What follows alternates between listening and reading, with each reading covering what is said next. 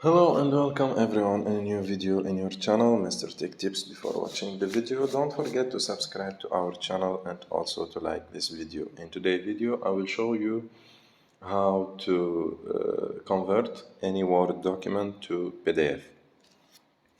Okay, let's get started. So to apply this method, you just need this website.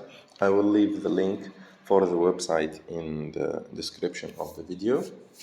And after opening the website, you just need to click on select Word files, and then you go to your phone and find the files that you want to use. For me, I find this file. You just select the file that you want to convert to PDF and click on convert to PDF.